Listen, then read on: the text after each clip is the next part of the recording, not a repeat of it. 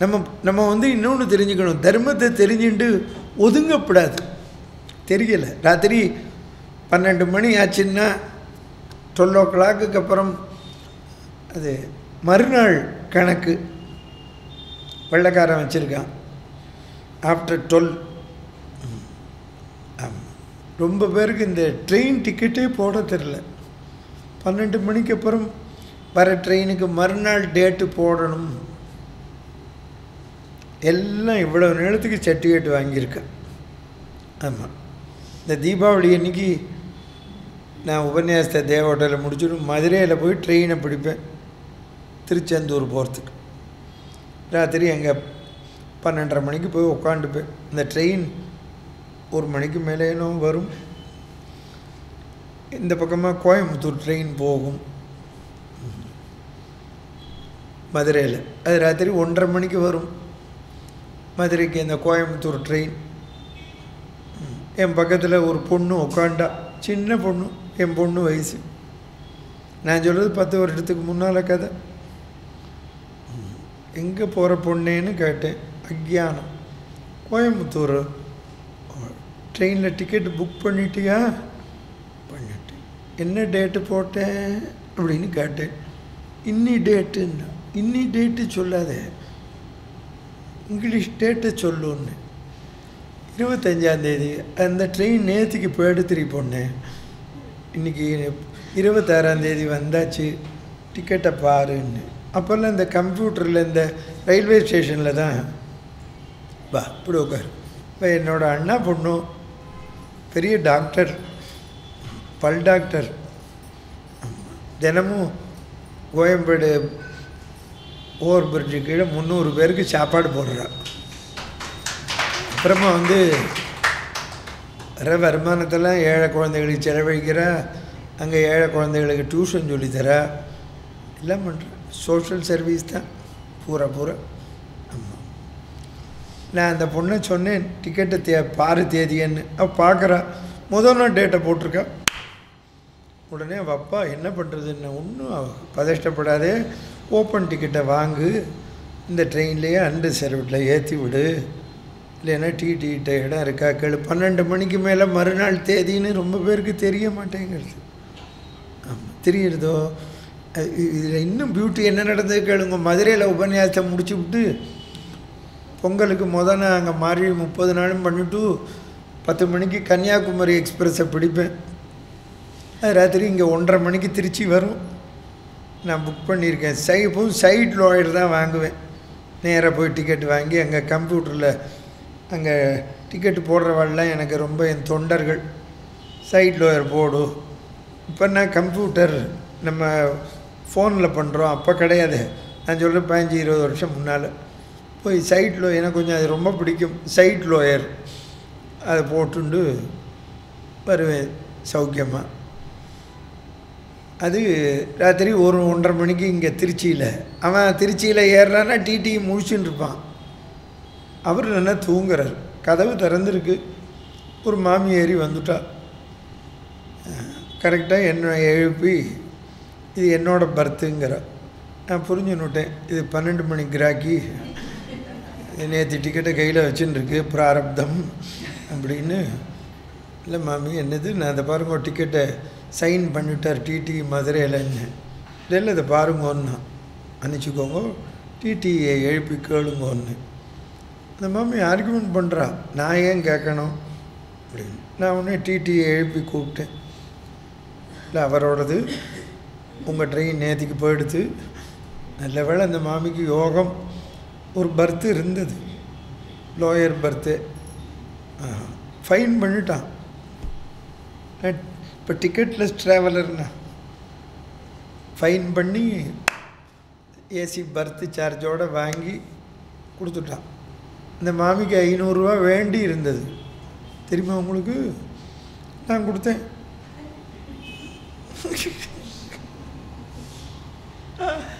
அந்த மாமி சந்தோஷம்னா. எங்கே இறங்குறேன்னு கேட்டேன். மாம்பழத்தில்ன்னு. அப்போல்லாமே இந்த செல்ஃபோன் வந்துடுத்து. மாம்பழத்தில் இறங்குறேன்னா. ஓ, யார் உங்களை கூட்டின்னு போகிறதுக்கு வரா? என் பையன்னா. இப்போவே ஃபோன் பண்ணி வரும்போது 500 ரூபா கொண்டு சொல்லுவோம். நான் ட்ரெயினில் இல்லாமல் உபன்யாசம் பண்ண வேண்டியிருக்கு. இல்லை எதுக்கு சொல்கிறேன்னா, இந்த தர்மத்தை இப்போ ஏன் நான் உங்களுக்கு சொல்கிறேன், 12 மணிக்கு மேலே புக் பண்ணால் மறுநாள் டேட்டு போடணும்னு தெரிஞ்சுக்கணும். இது வெள்ளைக்காரன் சம்பிரதாயத்தில் 12 மணி, நம்ம சம்பிரதாயத்தில் தெரிஞ்சுக்கோங்க மறுநாள் கணக்கு. அதுதான் உங்களுக்கெல்லாம் கன்ஃபியூஸ் ஆகுது. ஏகாதசி ஏன் இப்படி போடுறா, அமாவாசை ஏன் இப்படி போடுறான்னு. ராத்திரி 1:30 மணி ஆச்சுன்னா மறுநாள் கணக்கு, சூரியோதயம் இல்லை. ஆஃப்டர் 1:30 மறுநாள் கணக்கு. இப்போ ராத்திரி 2:30 மணிக்கு ஒரு குழந்தை பிறக்கிறதுன்னு வச்சுக்கோங்க, இன்னி கணக்கு இல்லை. வெள்ளைக்காரன் கணக்குப்படியும் இல்லை, நம்ம கணக்குப்படியும் கிடையாது. இன்றைக்கி ராத்திரி 2:30 மணிக்கு பிறந்தா நாளைக்கு வெள்ளிக்கிழமை கணக்கு, நாளை டேட்டு இங்கிலீஷ் டேட்டு 5ஆம் தேதி. அப்போ அந்த நாழிகையில் என்ன நட்சத்திரம் இருக்கோ அந்த நட்சத்திரம். உத்திராடம் இருந்தால் உத்திராடம், திருவோணம் வந்துருதுன்னா திருவோணம் பார்த்து போடணும். புரியுறதா உங்களுக்கு? குழந்தை பிறந்தாலும் சரி, செத்து போனாலும் சரி, நாளை கணக்கு. நம்மளும் அதுதான் வச்சுருக்கோம். நம்ம 1:30 மணிக்கு மேலேன்னு வச்சுருக்கோம், அவன் 12 மணிக்குன்னு வச்சுருக்கான். இப்போ எதுக்கு இந்த தர்மத்தை சொல்கிறேன்னா தெரிஞ்சுக்கோங்க. எல்லோரும் ஆர்கியூமெண்ட் பண்ணுறா, சூரியோதயத்துலேருந்து இன்னொருத்தர் ஆர்கியூமெண்ட் பண்ணுறார், உங்கள் சாஸ்திரிகள் வருவார் சொல்லுவார்னு. அதனால் தெரிஞ்சுக்கணும். நீங்கள் ஏன் இதை இவ்வளவும் சொல்கிறேன்னா, ஆஞ்சநேயர் கொல்லாதே அவர் தூதன்னு விபீஷணன் தர்மத்தை எடுத்து சொன்னான். பாலில் நெருப்பு வச்சான், சீதையிட்ட போய் ராட்சசிலான்னு சொன்னான், உன்னை பார்க்க ஒரு வானரம் வந்ததே நெருப்பு வச்சாச்சின்னு. சீதை அக்னி பகவானை வேண்டினாளா. அக்னியாக இருக்கிறது மகாவிஷ்ணு தான் வேதம் சொல்கிறது. அக்னைர் வை விஷ்ணுகு வேதம் சொல்கிறது. அதனால் அவள் அக்னி பகவானை பிரார்த்தனை பண்ணான், குழந்தை உடம்புல இரு ஆனால் சுட்டுடாதேன்னு. அப்போது வாழை எடுத்து பார்த்தார். அவருக்கு சந்தேகம் வந்துடுத்து, நெருப்பு சுடலைன்னு. ஒன்று நம்ம வாலில் தான் வச்சானா, பக்கத்தில் 6 வாழையாவது வச்சுட்டாங்கன்னு எடுத்து பார்த்தார். அதனால தான் வியாக்கியானம் பண்ண பெரியவாள்லாம் சொன்னால், இந்த ஆஞ்சநேயர் உடம்புல நெருப்பு சுடப்படாதுன்னு தாயார் வேண்டின்றதுனால தான் ராமர் அவளை அக்னி பிரவேசம் பண்ண சொன்ன போது சுடலையாம். புரிஞ்சதா உங்களுக்கு? அந்த அவர் லங்கபூரை வச்சார், விபீஷணன் திருமாளிகை, அசோகவனம் 2 இடத்துல வைக்கலை. இருந்தாலும் அவருக்கு சந்தேகம் வந்தது, அசோகவனத்தில் போய் பார்த்தார். தாயார் சௌக்கியமாக இருக்கான்னு கும்பிட்டார்.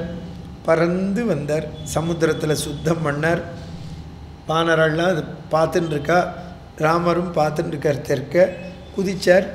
என்ன கேளுங்க, வானரம்லாம் கேட்டது, நீ இங்கேருந்து போனதுலேருந்து பார்க்குறோம், நெருப்பு போக தெரிஞ்சதே, சண்டை நடந்ததோ, பதிலே சொல்லலை. தாயார் உங்கள் எல்லாருக்கும் ஆசீர்வாதம் பண்ணான்னார். நம்ம ராமரை சேவிப்போம்னார். என்றைக்குமே இந்த செக்ரட்டேரியட் சமாச்சாரம்லாம் வெளியில் சொல்லப்படாது. அதெல்லாம் இப்போ ஃப்ளாஷ் நியூஸ் போடுறதுனால தான் ப்ராப்ளம் வருது. புரியுறதோ? கோர்ட்டு தீர்ப்பு எல்லாமே இப்போ வெளியில் சொல்கிறான், சொல்லவே கூடாது. அது யார் சுவாந்தாரோ அவளுக்கு தான் தெரியணும். அதெல்லாம் இன்றைக்கி போடுறதுனால தான் அங்கங்கே கல்லை விட்டு அடிக்கிறான், நெருப்பை வைக்கிறான், எல்லாம் பண்ணுறான். அது ஒரு ப்ராப்ளம் வருது. அதனால தான் டோட்டலாக தெரிஞ்சுக்கணும், அந்த சமாச்சாரத்தில் எது முக்கியம், மக்களுக்கு எது முக்கியம், அதைத்தான் சொல்லணும். நியூஸ் இப்போ கடைசியில் நியூஸ் வந்து நியூஸாக இல்லை, நியூசன்ஸாக இருக்குது. ஆமாம், நியூசன்ஸாக இருந்தால் பரவாயில்ல, அது நல்ல விதத்துலேயே இல்லை. எதுவுமே இப்போ வந்து எல்லாத்தையும் பப்ளிக்கில் கொண்டு வந்து கடைசியில் பிரச்சனையில் வருது. எதை சொல்லணுமோ அதைத்தான் சொல்லணும். அனுமாற்ற கற்றுக்கோங்க. எதை சொல்லக்கூடாதோ அது சொல்லக்கூடாது. எங்கேயுமே சொல்கிறேன், இப்போ குழந்தைகளை வளர்க்குறோம், குழந்தைகள்கிட்ட எதை சொல்லணுமோ அதைத்தான் சொல்லணும். அனாவசியத்தை கேட்டால் உனக்கு தேவையில்லை, புஸ்தகத்தை வச்சுன்னு படின்றணும். ஆமாம், இப்போ எல்லாத்தையும் கணவன் மனைவி குழந்தைகளை உட்கார வச்சுக்கிண்டு பேச்சு நடத்துறதுனால தான் ப்ராப்ளம் வருது. உனக்கு என்ன வேணும், புஸ்தகம் வேணுமா வாங்கித்தரேன், காலேஜ் போகணுமா ஸ்கூல் போகணுமா போயிட்டு வா. மற்ற விஷயத்தை பற்றி பேசக்கூடாது. எதை தெரிஞ்சுக்கணுமோ அதைத்தான் தெரிஞ்சுக்கணும். புரியுறதோ? மற்றதெல்லாம் நீங்கள் சொல்லக்கூடாது. நீங்கள் ஆஃபீஸ் சமாச்சாரம், அந்த சமாச்சாரத்தில் வீட்டில் குழந்தைகளை வச்சுன்னு பேசக்கூடாது. அது அரைகுறையாக கேட்டுப்பான், எதையாவது போய் வெளியில் உளறி தொலைவான். புரியுறது உங்களுக்கு? ஆமாம். அதனால தான் எல்லாருமே வாழ்க்கை தத்துவம் ராமாயணம். அனுமார் பாருங்க சொல்கிறார் பாருங்க, நாம் ராமரை சேவிப்போமே, எல்லோரும் ராமரை சேவிக்க கிளம்பினோடனே இவர் என்ன பண்ணார், தெற்க நோக்கி சேவிச்சார். ஏன்னா சீதை இருக்கிற இடம், சீதையை கும்பிட்டாராம். இங்கே வந்து பார்த்தீங்களா, ஏன்னா இந்த ராமனுக்கு ஏற்றவள் பறந்து வந்தார். அங்கேருந்து அவர் கிளம்பி வரார். ராமன் தெற்க பார்த்துட்டே இருக்கான். அனுமாரை பார்த்தவுடனே நினைச்சாராம், இவன் கண்டதும் உண்டு அவள் கற்பும் நலம். குறிப்பிலேயே உணர்த்தினாராம்.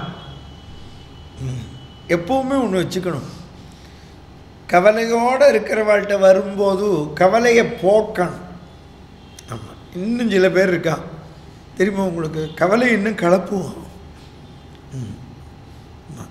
ஃபோன் எடுக்கும்போதே சமாச்சாரம் தெரியுமோ, நமக்கு பக்குங்கோ. நம்ம ஒன்று என்னாச்சு, நம்ம கிருஷ்ணமூர்த்தி இருந்தான்ல, ஐயோயோ என்னாச்சு, உடனே விஷயத்தை சொல்ல மாட்டான்.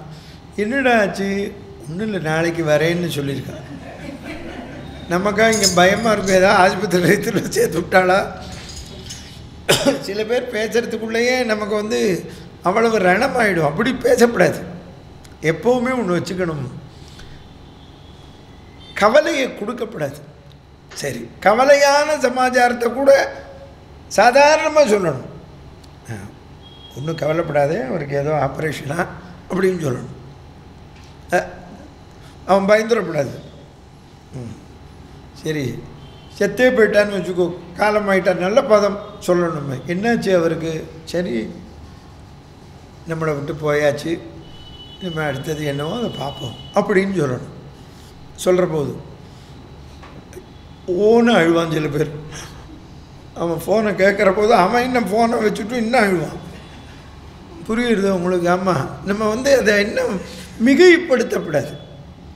ஆமாம், நம்ம மிகைப்படுத்தி கொண்டாடக்கூடாது. எந்த மேட்டரையுமே நம்ம அதுக்கு தகுந்தாப்பில் தான் எப்படி இருக்கணுமோ அப்படி பேசணுமா. அந்த மாதிரி பாருங்க, கண்டேன் சீதை ஃபஸ்ட்டு மேட்டர், அப்புறம் தான் எப்போவுமே வர்ணிக்கணும். எப்போவுமே முதல்ல மேட்டரை சொல்லணும். அதுதான் அந்த காலத்தெல்லாம் பார்த்தீங்கன்னா பெரியவாள்லாம் பொண்ணு பார்த்துட்டு போகிறான்னு வச்சுக்கோங்க, அவள்கிட்ட போய் பேசிட்டு வருவாள். உள்ளே வரும்போதே நம்ம அப்பா அதில் இருக்கிற பெரியவா கேட்பா, என்னாச்சு அப்படின்னு கேட்பா. பழந்தான் அப்படின்னு சொல்லிட்டு வருவாள். இந்த காலில் மட்டும் வரேன்னு. இல்லை இது சரியாக ஒத்து வரலன்னா சரி வேறு பார்ப்போம் அப்படிம்பார். இது இல்லைன்னு சொல்ல மாட்டான். சரி வேறு இடம் பார்ப்போம் அப்படின்னா இது ஒத்து வரலன்னு அர்த்தம். எப்போவுமே அதான் நெகட்டிவாக பேசக்கூடாது. ஆமாம், எங்கள் அம்மா சொல்லுவாள், எங்களுக்கெல்லாம் ஜாதகம் பார்க்குற போது முதல்ல இடம் எப்படி இருக்குது பார்த்துன்னு ஃபோட்டோவை பார்த்துட்டு அப்புறமா போவோம். உத்தராத்து குழந்தைய நம்ம பிடிக்கலேன்னு சொல்லக்கூடாது. எங்கள் அம்மா சொல்லி தருவாள். நான் அதுக்கு மீறி ஒரு பொண்ணை பார்க்க போயிட்டேன். அவள் நல்ல என்னை விட ஒசரமாக இருக்கா, பெருமனாக இருக்கா. நான் எனக்கு அப்படியே உடம்பே வேர்த்து விட்டுருத்து. சரி ஆற்றுக்கு போகலாம் அப்படின்னு. அன்றைக்கி சாயந்தரம் ப்ரோக்ராம் இருந்து ரத்து பண்ணிவிட்டேன். எங்கள் அம்மா என்னன்னா, பிடிக்கலேன்னு சொல்லக்கூடாதுமா, என் பையன் ரொம்ப ஒசரமாக இருக்கா, ஒத்து வரலன்னு சொல்லு அப்படின்னு. ஆமாம், எப்போவுமே நம்ம வந்து அந்த காலத்தில் சில தப்பு பண்ணான், பொண்ணை பிடிக்கலை அதெல்லாம் சொல்லக்கூடாது. நம்ம ஒருத்தராத்து குழந்தைய நம்ம எப்படி பிடிக்கலைன்னு சொல்கிறது, அவாத்துக்கு அது ஒஸ்தி, நமக்கு ஒத்து வரலைன்னு சொல்லணும். புரியுறது? எனக்கு அதில் திருப்தி இல்லை அந்த மாதிரி பேசணும். நீ நல்லா இல்லை அப்படின்னு சொல்லக்கூடாது. அது ஊண்டிங்காக இருக்கும். அனுமார்கிட்ட கற்றுக்கோங்க, ஊண்டிங்காக பேசப்படாது பேச்சு எப்போவுமே. அதுதான் அனுமாரை சொல்லின்னு செல்வன்னா. சொல்லுல எப்போவுமே நல்லதை சொல்லணும். கண்டேன், சரி கண்டேன்னாரே எங்கே இருக்கா சீதை, பீச்சில் கீச்சில் சுற்றின்னு இருக்காளான்னு பிரச்சனை சந்தேகம் வந்துடுமே. கண்டனன் கற்பினுக்கு அணியை கண்களால். ஏன் கண்களால்? நான் சம்பாதி வானலாவன் இன்னும் எனக்கு சீதை இருக்கிற இடம் தெரியுது, நீங்கள் போய் சொல்லுக்கோ உங்களில் ஒருத்தர்னர். நான் ஒருத்தர் சொல்லி கேட்கல, என் கண்ணால் கண்டேங்கிறார். இன்னொரு அர்த்தம், சீதை கற்போடு இருக்கிறது அவன் கண்ணில் தெரிஞ்சதுன்னு. கண்டனன் கற்பினுக்கு அணியை கண்களால். இந்த அணிங்கிற பதம், அணின்னா சேர்க்கை, கண்களால்லாம். அணிகலன்னு பேர் நம்ம உடம்புல போட்டுக்கிற ஆபரணத்துக்கெல்லாம் அணிகலன். எல்லாத்துக்குமே அணி அணியாய் போனார்கள்ங்கிறார்கள். பல சேர்க்கை, எல்லோரும் ஒன்று சேர்ந்து அணிகலன். நீ இந்த உடம்பு பூரா நகை போட்டுக்கிறோம், கழுத்துக்கு செயின் போட்டுக்கிறோம், மோதிரம் போட்டுக்கிறோம், எல்லாம் போட்டுக்கிறோம். இப்போ ஒருத்தன் பணக்காரன்னு எப்படி தெரியும்? அவனை பார்த்தா தெரியாது, தெரியுமா உங்களுக்கு? அவன் பேக்கு மாதிரி இருப்பான். அவன் ஆத்துக்கறியை பார்த்தா தான் தெரியும். உடம்பு பூரா போட்டுன்னு இருப்பான், தெரியுமா உங்களுக்கு? இப்படி கழுத்தில் போட்டுண்டு, காதில் இப்படி தொங்க விட்டுண்டு, அப்புறம் மேலே மாட்டிண்டு, ஸ்டார்லாம் வச்சுண்டு, அப்புறம் வளையல் எல்லாம், மோதிரம், இடுப்பில் பெல்ட்டு போட்டுண்டு, உடம்புல தங்கத்திலே வருஷிச்சுட்டு.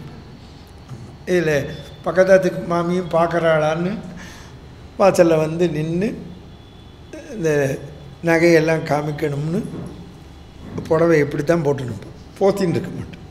அந்த காலத்தில் உபன்யாசம் பண்ணேன், கமலாமூர்த்தி மாமின்னு ஹரிக்கதை பண்ணான், தெரியுமா உங்களுக்கு? அந்த மாமி சொல்லுவா, அப்போது 70s ஆமாம், 5000 ரூபாய்க்கு பட்டு புடவை வாங்கினா 5 ரூபாய்க்கு தான் ரவிக்க துணி வாங்கி தரணுமா அப்போது.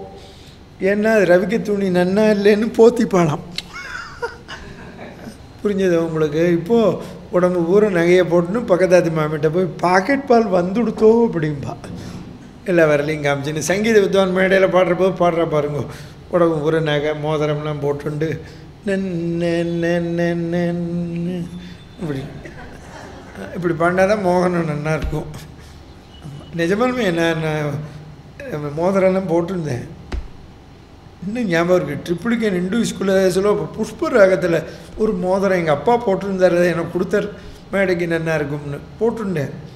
ஒரு மாமி கம்பராமாயணம் கேட்டுட்டு அந்த மோதிரம் நல்லா இருக்கே, அது புஷ்ப ராகமானா, 2 மணி நேரமும் இதைத்தான் பார்த்துருக்கா போல இருக்குன்னு கழட்டி வச்சுட்டேன். நிஜமாலுமே இதை போய் பார்த்துட்டு இருக்காளே, ராமாயணத்தை விட்டுட்டாளேன்னு. அம்மா இப்போ எனக்கு பிடிக்கல. இப்போ உபன்யாசம் திருச்சி கல்யாணராமன்னு போட்டிருக்கா, மெனக்கிட்டு ஒரு மாமி கேட்குறா கமிட்டிக்காரன்ட்ட, தினம் ஒரு ஜிப்பா போட்டுன்னு வர அவர் தானேங்கிறா. ராமாயணத்தை விட்டுட்டா, ஜிப்பாவை தான் பார்த்துருக்கா. எவ்வளோ கஷ்டம் பாருங்க. நீங்கள் தினம் ஒரு சால்வை போத்தின்னு வருவார், அன்னிலேருந்து விட்டுட்டேன், இனிமேல் அப்படிலாம் போகக்கூடாது, சாதாரணமாக போவோம் அப்படின்னு. எதெல்லாமோ நோட் பண்ணுறா. கம்பராமாயணத்தை விட்டுட்டா. இப்போவுமே இந்த யூடியூப்பில் கதையை கேட்டுட்டு உங்கள் ரவா உப்புமா நல்லா இருக்குது ஜோக்குங்கிறா. திரௌபதி கதையெல்லாம் விட்டுட்டான்.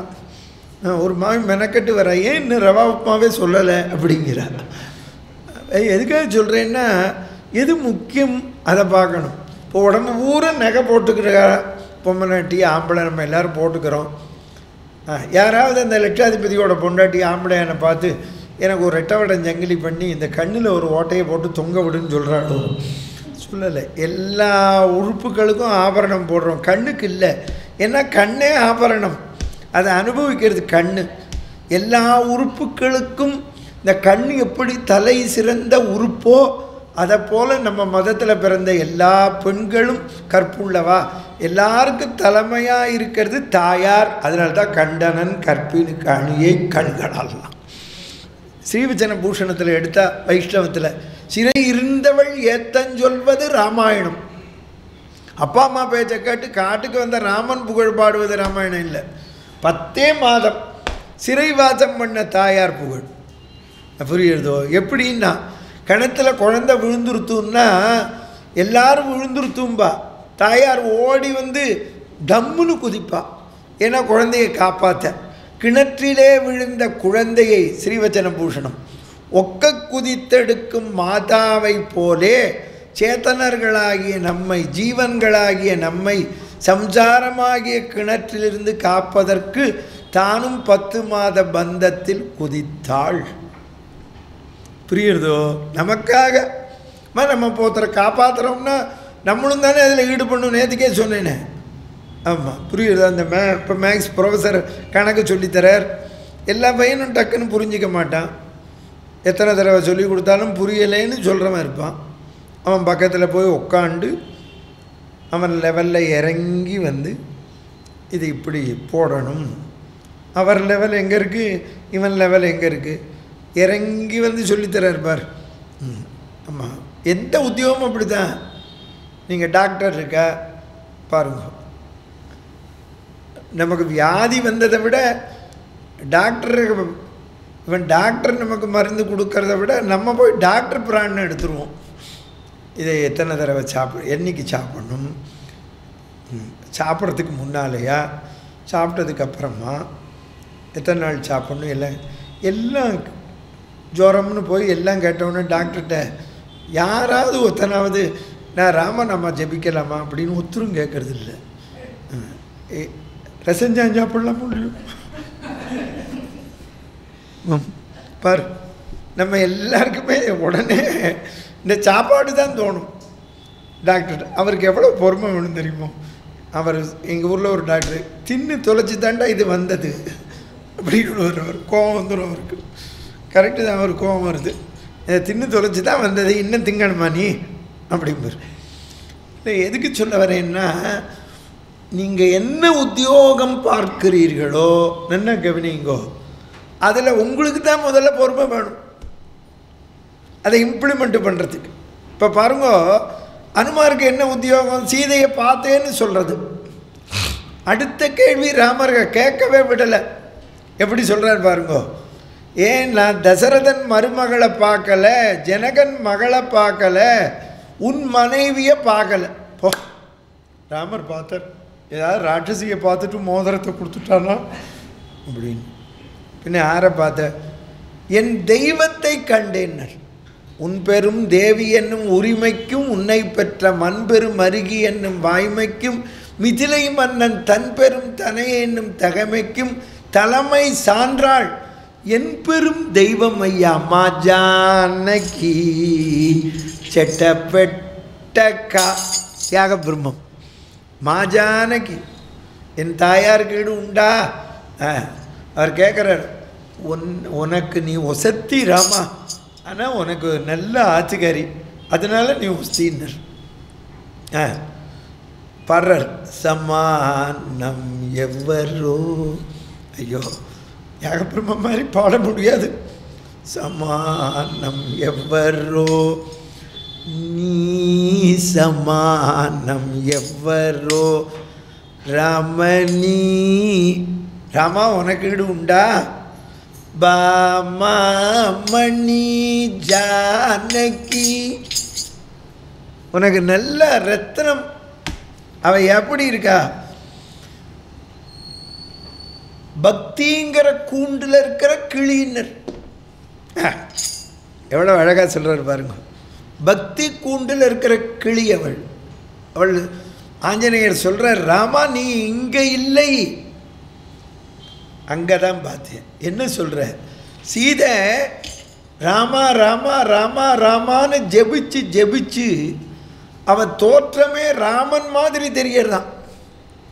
அதுதான் ஆண்டாள் நாச்சியார் சொன்னா, கேசவனை பாடவும் நீ கேட்டே கிடத்திய தேஜம் உடையாய்.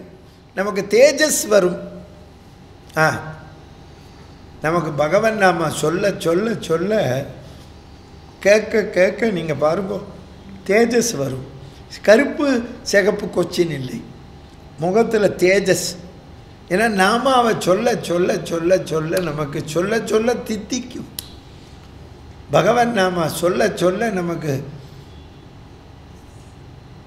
உள்ளத்தில் நாக்கில் சொல்லி சொல்லி அந்த ராமனே தெரியுமா கண்ணுக்கு. நீங்கள் அதில் சந்தேகமே பட வேண்டாம் சார். ஆமாம், உங்களுக்கு ஒன்றா அடுத்த தடவை எங்கள் கதை சொல்கிற போது என்ன, நான் காலேஜில் படித்த போது இருந்த ஃபோட்டோவை கொண்டு வந்து காட்டுறேன் உங்களுக்கு. ஆமாம், தெரியுமா உங்களுக்கு? அவ்வளோ ரேம் பிளாக்காக இருப்பேன். யாராவது நம்புறீங்களா? நீங்கள் கண்ணங்கரேர்னு இருப்பேன். அவ்வளோ நீங்கள் நம்ப மாட்டேள். உபன்யாசத்துக்கு வந்த அந்த க்ஷணமே இந்த கருப்பு உதிர்ந்து போச்சு. ராமநாமம் யாரும் நம்ப மாட்டேன். பகவன் நாமாவை நம்ம சொல்ல சொல்ல பகவானே நம்மள்கிட்ட வந்து குடி கொண்டுருவான் ராமன். அதைத்தான் இங்கே ஆஞ்சநேயர் சொல்கிறார். நீ எல்லாத்துலேயும் இருக்க தையல் சொல்லினும் உழையினி கருத்தினும் உழையினி. எங்கள் தாயார் சொல்லில் இருக்க, கருத்தில் இருக்க, சதா ராமா ராமா ராமான்னு ஜெபிச்சுன்னு இருக்கா. அதுதான் ஒருத்தர் வியாக்கியானம் பண்ணார். சுற்றி இருக்கிற ராட்சசிலாம் தொல்லை கொடுக்குறேன்னு தூங்கிட்டா. ஏண்டா தூங்கினான்னா, இவன் ராமா ராமான்னு ஜெபம் பண்ணுறதுனால எல்லாருக்கும் தூக்கம் வந்துருத்தோம். பாருங்க, நீங்கள் பகவான் நாம ஜெபிச்சோம்னா நம்ம மாத்திரையே போட்டுக்க வேண்டாம். தெரியுமா உங்களுக்கு? ஆமாம், நான் இன்றைக்கும் தினமும் அப்படித்தான். ராத்திரி வெடிக்காலம் 4க்கே எழுந்திருக்கிறேன், ஜெபிக்கிறேன், தூக்கம் வந்துடும். அப்புறம் திருப்பி வாக்கிங் போவேன். அப்புறமா திருப்பி மாத்தியானியம் குளிச்சுட்டு பண்ணுவேன், சாப்பிடுவேன். சாப்பிட்டோன்னே தூக்கம் வரத்துக்கு லேட்டாகும். உடனே ஆன் பண்ணிவிடுவேன் யூடியூப்பை, பஜனை, பாட்டு கச்சேரி. அது போட்டுவிட்டேன்னா போகும், நல்ல தூக்கம் வரும். அங்கே எல்லார் கச்சேரியும் போடுவேன். மறு கேலரா அப்படி ஆன் பண்ணிவிட்டு பெட்டில் அப்படியே படுத்துப்பேன். நான் ஆதிக்காரிட்ட சொல்லுவேன், அது பாட்டுக்கு ஓடட்டும், நீ வந்து நிறுத்திவிடாது. அது நிறுத்தினா எனக்கு தூக்கம் போயிடும். திரும்ப அதுதான் உங்களுக்கும் சொல்கிறேன். ஆமாம், எனக்கு நிறைய பேர் ஃபோன் பண்ணுறாள். லண்டன்லேருந்து ஒரு மாமி ஃபோன் பண்ணுறா, தூக்கமே வரல, உங்கள் உபன்யாசத்தை போட்டேன் வந்துடுத்தூன்னு. இப்படியே சொல்கிறேன். அதுக்கே நான் உங்களுக்கு சம்பாவனை பண்ணுறேன்னா, நல்ல வேளை இப்படியோ பண்ணினா சரி அப்படின்னு. பாருங்க, நீங்கள் பகவன் நாமாவை சொன்னாலும் கேட்டாலுமே நல்லா தூக்கம் வரும். சீதை ராமநாமாவை சொல்லி சொல்லி அசோகவனமே சுத்தமாயிடுச்சு. புரியுதோ? அது ஏன் அசோகம்னா தெரியுமோ? சோகம்னா தெரியுமே உங்களுக்கு? ஆசோகம், அங்கே துன்பமே இல்லை, சோகமே இல்லை. ஏன்னா ராமநாமாவை ஜெபிச்சு ஜெபிச்சு ராட்சசிகள்லாம் அவளுக்கு இதில் வேடிக்கை. நாளைக்கு அனுமார் சொல்ல போகிறார், இதை ராட்சசியெல்லாம் சமுத்திரத்தில் போட்டுடுறேன்னு. அப்போ தான் சொன்னா சீதை, நீ என்ன இருந்தாலும் வானரம்னு காமிச்சுட்டு போடலாமா, தப்பு பண்ணுறியே நீ. அவள் ராவணன் சொன்னதுனால தொல்லை பண்ணா.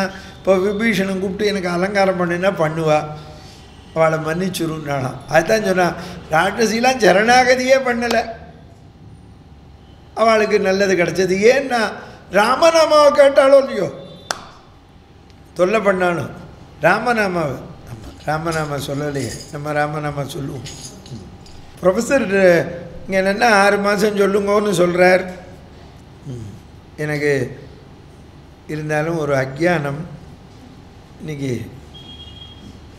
ராமன்கிட்ட சீட்டு குலுக்கி போட்டு கேட்டேன், ப்ரொஃபஸர் சார் 6 மாதம் சொல்லலாமா 3 மாதம் சொல்லலாமான்னு. 6 மாதம் சொல்லுன்னு உத்தரவு வந்துருத்து. இனிமேல் இந்த உத்தரவு, ராமனோட உத்தரவை இம்ப்ளிமெண்ட் பண்ண போகிறது டிஆர்எஸ் தான் பண்ணணும். அவர் அநேகமாக நடத்துங்கன்னு சொல்லுவார்னு நினைக்கிறேன். அது எந்த 6 மாதம்னு அப்புறம் தீர்மானம் பண்ணி நான் இந்த புஸ்தகத்தை எல்லார் கையிலையும் கொடுக்குறேன். நல்லா 6 மாதம் 6 காண்டத்தையும் நல்லா அனுபவிப்போம். எனக்கு இனிமேலாம் என்னென்ன 3000 பேர் 4000 பேருக்கெல்லாம் சொல்லியாச்சு. இனிமேல் ராமநாமா சொல்லணும். எத்தனை பேர் கேட்குறாங்கிறதெல்லாம் கொச்சின் இல்லை. இனிமேலாம் வந்து அந்த ஏஜெல்லாம் தாண்டியாச்சு. 10 பேர் கேட்டால் 100 பேர் கேட்டால் 1000 பேர் கேட்டால் இல்லை, இடம் நிறைய இருக்குது. நம்ம என்ன விளம்பரம் பண்ணுவோம் எல்லோரும் கேட்குற மாதிரி. ராமநாமா சொல்ல சொல்ல பாருங்க, எனக்கு என்னவோ தோணித்து. இந்த ராமர் படம் போட்ட கடிகாரம் கொண்டு வந்து கொடுத்தேன். இந்த ராமாயணம் ஒலிக்க வந்துட்டார் பாருங்க. புரிஞ்சுதா இப்போ உங்களுக்கு? ராமாயணம் ஒலிக்க ஆரம்பித்தாச்சுன்னா அந்த இடத்துக்கு சுபிக்ஷம் வந்துவிடும். அதில் என்னென்ன இந்த இடத்துல மட்டும் கேட்குறவாளுக்கு மட்டும் இல்லை, 200 கிலோமீட்டருக்கு சொல்கிறா 4 திக்குலையும். ஆமாம், அதில் என்ன வேடிக்கைன்னா துர்மரணம் அடைஞ்சவாளுக்கு நல்லதான். அவ்வளவு வியாக்கியானத்தில் எடுக்கிறார். ராமாயணம் பாகவதம் பாரதம் ஒலிச்சதுன்னா சீதை அந்த லெங்கு ஏண்டா அவ்வளோ சுபிட்சமாச்சுன்னா சீதை போய் இருந்தாலும் இல்லையோ அதனால் வந்துடுத்து ராமனம். அப்போ தான் அவர் சொல்கிறார் ஆஞ்சநேயர் கோதண்ட ராமான்னு கூப்பிட்டார். கோதண்ட மண்டிதகரம் கமலாயதாட்சம் கோதண்ட ராமான்னு கூப்பிட்டார். கல்யாண ராமா பட்டாபி ராமான்லாம் கூப்பிடல. ஏன் கூப்பிட்டாரா? உன் கையில் கோதண்டத்துலேருந்து இப்படி பானம் கிளம்பி போகிறதே நான்லாம் ஆச்சரியப்பட்டேன். நீ எல்லாரையும் ஜெயிச்சேன்னு அங்கே போய் தாயாரை பார்த்தவொன்னே தெரிஞ்சுட்டேன். அவளோட கற்பு பொறுமை நிதானம் அதாண்டா உனக்கு பெருமையினர். சொல்கிறேன். விற்பரும் தடந்தோள் வீர வீங்கு நீர் இலங்கை வெற்பில் நற்பெரும் தவத்தளாய நங்கையை கண்டேன் அல்லேன். இல் பிறப்பென்பதொன்றும் இரும் பொறை என்பதொன்றும் கற்பெனும் பெயரதொன்றும் களி நடம் புரிய கண்டேன். ஆனந்த தாண்டவம். ஆனந்த தாண்டவம்டா அங்கே கற்பு ஆனந்த தாண்டவம் ஆடுறது தெரிஞ்சுக்கோ அப்படின்னாரு. நான் மோதிரம் கொடுத்தேன். பொல்லாதவன் ஊருக்கு மோதிரம் வந்துருத்தேன்னு மோதிரத்தை சுத்தம் பண்ணாலும் மங்களாசாசனம் பண்ணா கண்ணில் ஜலம் விட்டு விஷ்ணு சகத்திரநாமா சொல்லி 1000 கலசமாட்டின்னா கம்பன் சுத்தம் பண்ணான். 6 தாயார். இந்த மோதிரம் வந்துருத்தே நம்மது மாமிலாம் அதானே கண்டிக்கிறா. போர் ரோட்டில் குடிக்கிறான். அவனோட போய் சண்டைக்கு போனால் நம்மாத்து மாமி கூப்பிட்றாளோ உள்ள செத்த உள்ளே வந்து தொலை. அவனோ குடிச்சிருக்கான். அவன் நிழலே படக்கூடாது சொல்கிறான் இல்லையோ. அவன் சண்டை போடுறதுல வீரம் இல்லைன்னு அர்த்தம் இல்லை. நிழலே படக்கூடாதுங்கிற நம்மாத்து மாமி. அவளுக்கு என்ன பயம்னா அவன் நிழல் போட்டு மறுநாள் இவர் குடிக்க ஆரம்பிச்சுட்டா என்ன பண்ணுறது புரியுறதோ? பார்த்தல ஏன்னா துஷ்டால் நிழலே படக்கூடாது நமக்கு. அதுதான் சொன்னா துஷ்டாரை கண்டா தூர விலகுன்னு. கெட்டுக்கே போகக்கூடாது. நமக்கு யாராவது பிரச்சனை பண்ணால் ஒதுங்கிடணும். ஆமாம். நான் அப்போல்லாம் இப்போ எனக்கு பர்மனெண்ட்டாக அந்த பையன் வரான் ஆட்டோ திடீர்னு ரோட்டில் போய் ஆட்டோ வச்சுக்கிறேன்னு வச்சுக்கோங்க. நீங்கள் சொல்கிற ரூபா முடியாது, இவ்வளோ ரூபா வேணும்பா போய்ட்டோம் அப்படின்ற. என்ன சாமி இப்படி சொல்கிறேன்பா? கட்டுப்படியாது எனக்கு. நான் ராமாயணம் சொல்கிறேன். நடத்துகிறவா தரமாட்டா. அவள் தர ரூபா தான் உனக்கு தர முடியும். அப்படி நான் என்ன பண்ணுறேன்? நோக்கு கட்டுப்படியாலன்னு போயிட்டு வாங்க. புரியுது? அவனோட போய் ஆர்கியூமெண்ட் பண்ணக்கூடாது. இந்த இடத்துக்கு இவ்வளவு தானே, 5 கிலோமீட்டருக்கு இவ்வளோ கேட்குறேன், நான் ஐஜிகிட்ட சொல்லுவேன் அப்படிலாம் சொல்லக்கூடாது. அது நமக்கு தேவையில்லை. நமக்கு ஒருத்தரோட ஒத்து வரலையா ஒதுங்கணும். ஒதுங்க கற்றுக்கணும். எங்கள் தாயார் அங்கேயே ஒதுங்கி இருந்தார். அவர் சொல்கிறார், கண்ணினும் உழையினி கருத்தினும் உழையினி சொல்லினும் உழையினி. ஹிருதயத்தில் வச்சுனாலாம் மோதிரத்தை. எங்கள் தாயார் ஹிருதயத்திலேருந்து நீ தான் இருக்க. மங்களாசாசனம் பண்ண வாங்கிய ஆழிதன்னை வஞ்சரூர் வந்ததாம் என்று ஆங்குயர் கலசம் 1000 ஆட்டின்னா கம்பன். இப்போ பொல்லாதவன் ஊருக்கு வந்துருத்தேன் ஹிருதயத்தில் வச்சுனா எல்லாம் என் தாயாரை பார்த்தாலே ஒன்றை பார்க்குற மாதிரி இருக்குது. தாயாரை பார்க்கலன்னா ராமா நீ இங்கே இல்லை. ஹிருதயத்தில் வச்சுட்டேன். அவள் ஒரு பொண்ணு கல்யாணம் ஆகி புக்காம் போயிட்டு பிறந்தா வந்தவொடனே 3 மாதம் கழிச்சு அவள் அம்மா வழக்கம் போல் சுட சுட சாப்பிடுவலேன்னு சாம்பார் ரசமெல்லாம் சூடாக வச்சுருந்தேன். அந்த பொண்ணு இல்லைம்மா ஆறட்டும் அப்படின்னா.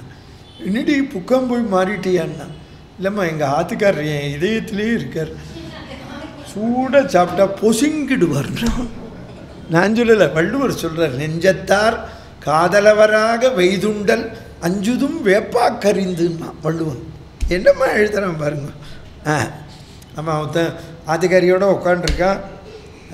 அவனுக்கு இருமித்து அவன் ஒன்றே கேட்டாலாம், என்னை தவிர உங்களை யார் நினைக்கிறான், நான் தான் அப்படியே இருக்கேன்னு.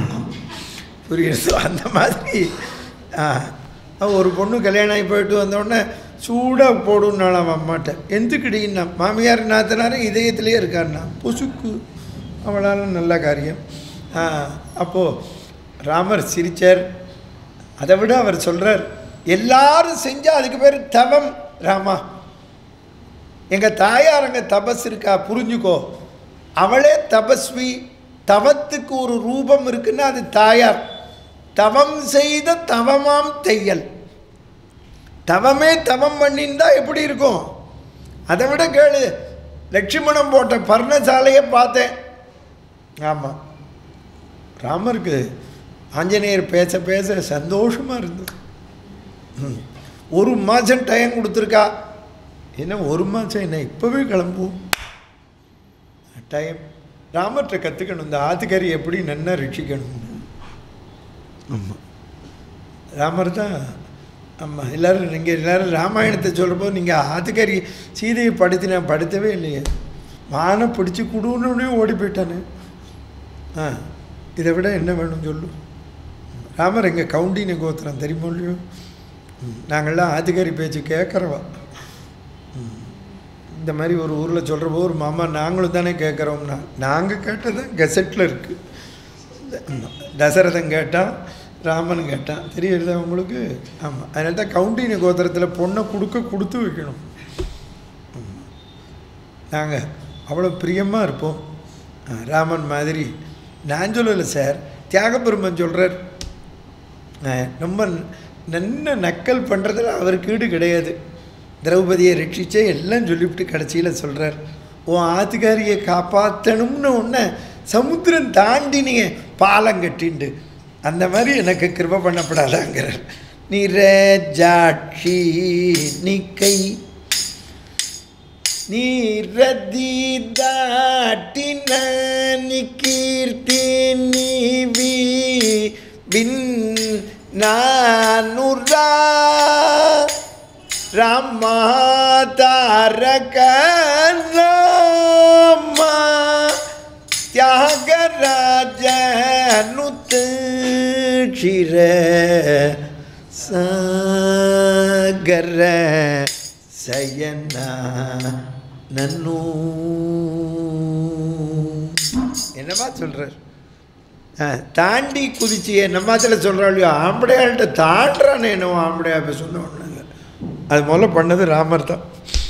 புரிஞ்சதா உங்களுக்கு? ஆமாம், ராமனும் கிருஷ்ணனும் தான். ஆமாம், புரிஞ்சதோ? ராமன் கிருஷ்ணனும் தான் வழிகாட்டு. ஆமாம், அதையாவது கற்றுக்கோ அவள்கிட்ட. ஆமாம், நல்லதாக கற்றுக்கலாமோ இல்லையோ. ஒய்ஃபை நல்லபடியாக போற்றி பாதுகாக்கிறாளோ இல்லையோ, அதை கற்றுக்கோங்க. அதுதான் இப்போ சமுதாயத்தில் ரொம்ப வேண்டிருக்கு. இன்றைக்கி கம்ப்யூட்டர் வேர்ல்டுங்கிறான், கம்ப்யூட்டர் வேர்ல்டுன்னு சொல்லிட்டு படுத்துகிறான். இதில் வேடிக்கை என்னென்னா, பொண்களே கிடைக்கல, கிடைச்சவன் படுத்துகிறான். உங்களுக்கு எப்படி தெரியுங்க? எனக்கு தான் ஃபோன் வருது. என் கூட உட்காந்து பாரு ஃபோன் எப்படிலாம் வருதுன்னு. என் ஆத்துக்காரி என்னை கோவிச்சுக்கிற, உங்களை யார் ஜோசியம் படிக்க சொன்னான்னு. அதுக்காக டாக்டருக்கு படித்தா ராத்திரி 2 மணிக்கு தான் வருவான். வியாதி உள்ளவன் தான் வருவான் டாக்டராத்துக்கு. நல்லா வருவேன், நான் ரொம்ப நன்னா இருக்கேன் அப்படின்னு வந்தால் ஒருத்தன் வருவான். நான் சொல்லுவேன், அது மாதிரி ஜோசியம் தெரிஞ்சா கஷ்டமாக இருக்கிறவன் தான் வருவான்.